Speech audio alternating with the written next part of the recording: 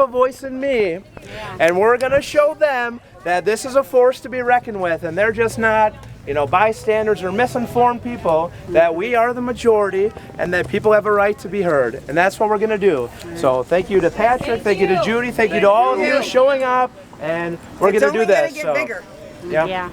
We have to mobilize. We're going to get bigger and fight harder. What about censoring William Gearing? Yeah. That was totally out of line. That was way out of line. Yeah, if it is, It's embarrassing. I mean, I think it is pretty egregious. I think the guy should speak. I mean, we do have due process. I think he should be able to explain his side. But if it's true and it comes out, there definitely should be some action because this is unacceptable. Maybe he should lose his job. Yes. Are they their own ethics board, though? Yeah, those are some questions I'm not totally sure. Is smart, she will look into it and possibly get an attorney. But bottom line, we're no better than anyone else here. You know, we're here with you guys, and you know, we're not better than anybody, so we shouldn't be threatening our constituents if that's what really happens. So we'll see. I think what we need to remember, guys, and we're not just in this situation because of voting and people. We are in a spiritual warfare. Oh, yeah. And I'm telling you, the only one that's going to stop this is our Savior. But he did send a Moses. We have a voice. We utilize the ones that stand for us. We use our voice. We do it professionally. We don't tolerate it. And you know what? No matter what's going to happen, it's going to happen either way.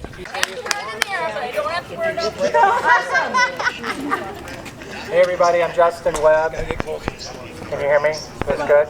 If I spit on it, then I get COVID. I know that for a fact. I was told by the board administrator. Hey, so I just kind of wanted to explain to everybody what we're really fighting here today. There's all sorts of confusion and they use that against us pretty consistently. They say, oh, it's about mask mandates. Oh, it's about, you know, not understanding the intent of what we're trying to do. Here's the reality of the situation. On May 15th, they struck down Governor Evers' orders. We know that, right?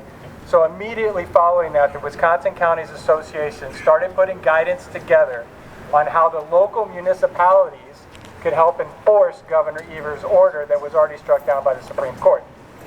What they were essentially trying to do is figure out a way to create a policing arm for the Health and Human Services, because they know Sheboygan County and many other county police departments won't enforce unconstitutional orders because they take an oath to the Constitution. Health and Human Services does not do that.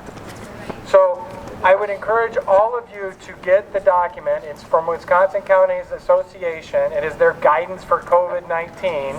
But what it really should say is it is guidance for circumventing the Supreme Court order. So I would encourage you all to get that document. What I did today was I created WisconsinFreedom.com, and if you go to WisconsinFreedom.com, it goes direct to the link of that document. So, of course, they give a very long URL, so it'd be impossible to remember. So just go to WisconsinFreedom.com. It's 60 pages long. There are certain elements of that document. Could we clear a 6-foot path for this wonderful lady, please? We're outside. Hold your breath, everybody. You are All right, just let her through. She's very frightened. Wow. So just getting back to the things that matter. In Wisconsin Counties Association's documents, on page 25 and 26, they kind of blend together. 25 and 26 essentially explain that when we are doing laws at the local level, we must be very careful in how we write those laws, and I quote, in order to limit constitutional liberties. So it's very important that you read that section. Then on page 37, what they talk about on page 37 is legislature versus Palm. In legislature versus Palm, essentially what they were saying was that Palm had to spend 30 days in jail and had a $500 penalty, but he fought it. And essentially what they say is in order to make sure that we don't lose those types, not we, Wisconsin County Association, that they don't lose those types of legal disputes anymore, they must create an advisory board, or basically a legislature, the Sheboygan County's supervisors, and they must make sure that there is teeth in the enforcement for the Health and Human Services. Section 252 does not grant enforcement to Health and Human Services. Over and over and over again, we hear Mr. Payne say, oh, we are limiting the authorities. That is not what is occurring. What they are doing is giving enforcement to the local Health and Human Services so that they can continue this battle. They are essentially trying to circumvent the Supreme Court order. That's why I wish there was about 50,000 times more people here, because they are trying to limit our constitutional liberties. I think we need to make sure that we focus on that message. You are essentially expanding the enforcement of Health and Human Services. I would encourage you to also look at page 34, so Wisconsin Statute 252 is very dangerous in and of itself. If you ever read that, it's going to scare the heck out of you. They talk about quarantine guards. They talk about even if you have an objection to vaccination, they can still confine you. So even if you claim I have a religious dissent or I have a medical dissent, it doesn't matter, they can still confine you. We can't do anything about that at the Sheboygan County level. That has to come from the state legislature. So bringing up those ordinances, they use it against us constantly.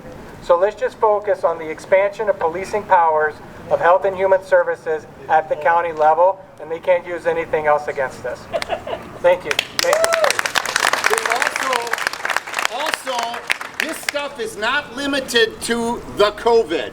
They want to make you think that it is. But in nowhere in this legislation or ordinance does it mention this specific health crisis. This is very important for us to notice, because look what happened in Michigan, where the governor declared racism a health crisis. Right, that was ridiculous. Now, if you do that on a local level, whether you declare racism or Christianity or some kind of intolerance as a health crisis, in the name of the health crisis, they will enact all of these powers against you. This is not limited to COVID, and there's no reason for a lasting legislation to be enacted right now under all the fear that they've put in everybody's minds. For this is not limited to a time either. Excuse me, hang on a second. Can I correct you? They redlined the document. What you saw last week is different. I see it. I have it. The new one says COVID-19 in there. However, no, only in the whereas, not in what's legislated. Right, but the point is it goes back to what Justin said earlier. This is all about circumventing or going around the Supreme Court. Vote no! Vote no! Vote no! Vote no! Power monger! So that's my point. My point is no matter what they put in that document, it still goes back to exactly what Justin said earlier. It's all about trying to legislate locally to get around the Supreme Court decisions, and I believe that 100%. That's my But not just for today, forever. For all things they declare a health emergency, today and in the future. Yep, right. I agree with that. Fond du Lac just went back to phase 1. Fond du Lac just went back to phase 1 today. So when they go back to phase 1, that essentially means businesses are limited to 10 people again. Oh, wow. So Justin just said that Fond du Lac has gone back to phase 1, which means limitations of 10 people in public gatherings. I think most of us suspect, if not have already seen, that we are now at the mercy of a merry-go-round of regulation. We will never get off. It's a treadmill. We're like gerbils that have to jump. So my supervisor, Brian Hoffman,